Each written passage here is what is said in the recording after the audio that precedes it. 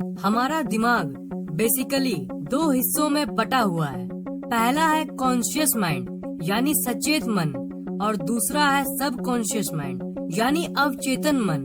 Conscious mind और सब conscious mind दोनों मिलके हमारी जिंदगी को चलाती है।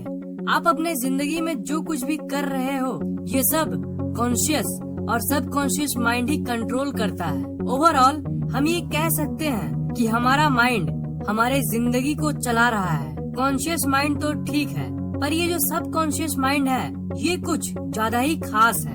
आपके जिंदगी के 90% डिसीजंस आप नहीं लेते, बल्कि ये आपकी सब कॉन्शियस माइंड लेती है। आपके दिमाग की असल शक्ति आपके सब कॉन्शियस माइंड में है। जरा सोचिए, क्या अपने धड़कन को आप चला रहे हो, तो इसे कौन चला रहा है? एवरेज में 1 मिनट में आपका दिल 70 बार धड़कता है, पर कौन है जो इसे वेरीफाई करता है? मेरा मतलब कौन है जो इसे कंट्रोल करता है? हर 1 मिनट में इतनी ही बार आपकी हार्ट बीट करानी है, इस पे ध्यान कौन रखता है? आपके ब्लड वेसल्स में जो खून दौड़ रही है, वो भी एकदम परफेक्ट प्रेशर के साथ, इसे भला मेंटेन कौन करता है? आप तो नहीं करते। आपके बॉडी के परफेक्ट टेम्परेचर को आखिर कौन मेंटेन करता है? इसका आंसर है आपका सब कॉन्शियस माइंड। ये आपके दिमाग का पावर हाउस है और यही डिसाइड करता है कि आप कौन हो और आप कैसे बिहेव करते हो। आपकी सब कॉन्शियस माइंड आपके कॉन्शियस माइंड से कहीं ज्यादा पावरफुल है। इसकी कैपेसिटी वर्चुअली अनलिमिटेड है। आदत, जो ये वर्ड है ना, आदत, ये सब कॉन्शियस माइंड से रिलेटेड है। जैसे डेली रात को सोने के पहले इंटरनेट यूज करने की आपकी आदत है, तो ये आदत एक्चुअली सब कॉन्शियस माइंड में स्टोर्ड रहती है। लोगों को तो ये पता है कि आदत को आसानी से नहीं बदला जा सकता, पर लोगों को ये नहीं पता कि इसका रीजन क्या है। इसका रीजन यही है कि ये आदत हमारे कॉन्शियस माइंड में नहीं, बल्कि हमारे सब कॉन्शियस माइंड में स्टोर्ड रहती है, जो हमारे कॉन्शियस माइंड से कहीं ज्यादा शक्तिशाली है। हमारे जिंदगी में कई चीजें ऐसी है जिसे हम जानते हैं कि नहीं करना चाहिए, फिर भी हम वही करते हैं। जानते हो आप ऐसा क्यों?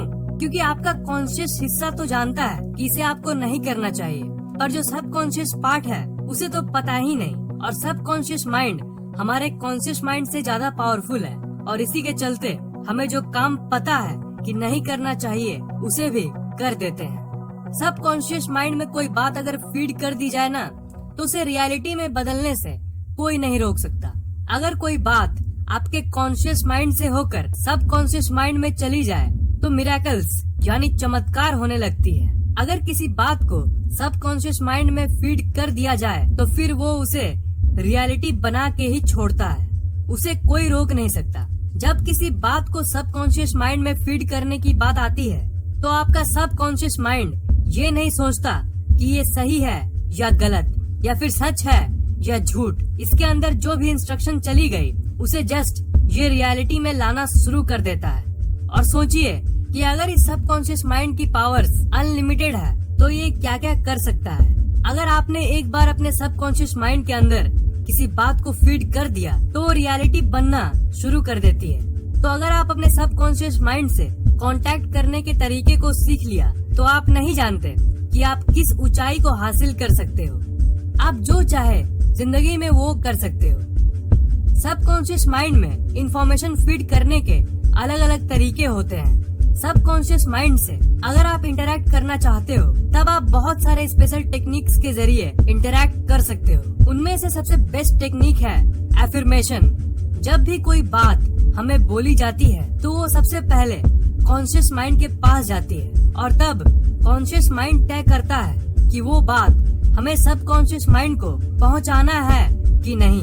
अगर वो पर्टिकुलर बात आपके कॉन्शियस माइंड को लॉजिकली सही लगती है, तो वो हमारे सब कॉन्शियस माइंड को भेज देता है। जैसे मान लीजिए कि अगर आपको कोई रोड का अरे गहरा पागल इंसान कह दिया कि तू जिंदगी में कुछ नहीं कर सकता, तो आप उस पर अटेंशन नहीं दोगे, क्योंकि आपको पता है कि वो पागल है। आपका कॉन्शियस माइंड भी उसे इग्नोर कर देगा। पर मान लीजिए कि एक टीचर जिसको आप बहुत रेस्पेक्ट करते हो, वो अगर गुस्से में आके आपको बोल दिए कि तू जिंदगी में कुछ नहीं कर सकता, तो आपका कॉन्शियस माइंड उसे बहुत सीरियसली ले लेगा, क्योंकि आपको पता है कि वो बात आपको आपके टीचर ने बोला है, और अगर टीचर ने बोला तो इसमें कोई बड़ा रीजन होगा।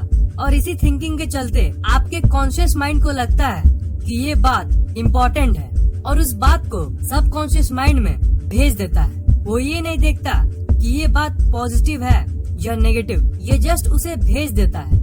इसलिए जो हमेशा नेगेटिव बातें सुनते हैं और नेगेटिव इन्वायरमेंट में रहते हैं वो लोग आगे नहीं बढ़ पाते।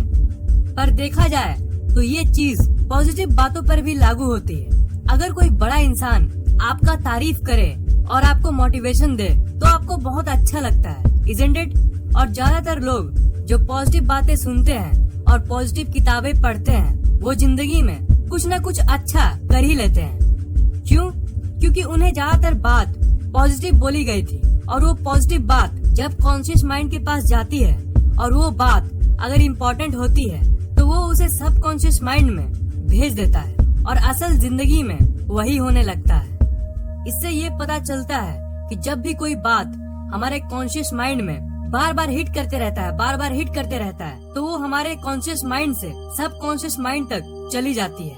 इसलिए ये कहा जाता है कि हमें हमेशा पॉजिटिव सोचना चाहिए और नेगेटिव से दूर रहना चाहिए। मान लीजिए कि कोई सब्जेक्ट, मान लीजिए मैथ्स, आपको हार्ड लगता है तो अगर आप बार बार अपने मन में यही कहते रहोगे कि मैथ्स हार्ड है, तो वो कुछ ड्यूरेशन के बाद आपके सब कॉन्शियस माइंड में चली जाती है और इजी क्वेश्चंस भी आपको हार्ड लगने लगती है। तो वही अगर आप नेगेटिव हटा के जानबूझकर पॉजिटिव सोचने लग जाओ कि मैथ्स इजी है, तो ये बात आज नहीं तो कल कॉन्शियस माइंड से सब कॉन्शियस माइंड में पहुंच जाएगी और आपके लिए मैथ्स इजी हो जाएगी। पर प्रॉब्लम ये है ना कि ज्यादातर लोग इस मेथड के बारे में नहीं जानते और सोचते हैं कि बार बार बोलने से क्या होगा। पर आप इसे एक बार ट्राई करके तो देखिए, आप जो सोचते हो वही आपके साथ होता है। इसलिए अगर आपको सक्सेसफुल होना है तो आपको सक्सेसफुल लोगों की किताबों को पढ़ना चाहिए। लाइफ में हमेशा पॉजिटिव सोचना चाहिए। इसलिए बी पॉजिटिव, बी सक्सेसफुल। अगर आप पॉजिटिव इन्वायरमेंट में रह के पॉजिटिव बातों को अपने दिमाग में यानी कॉन्शियस माइंड में हिट करोगे तो कभी ना कभी वो कॉन्शियस माइंड की दीवार को तोड़ के सब कॉन्शियस माइंड में एंटर कर जाएगी। उसके बाद जैसी सिचुएशन आप चाहते हो आपके जिंदगी में वही मैनिफेस्ट होने लगेगी।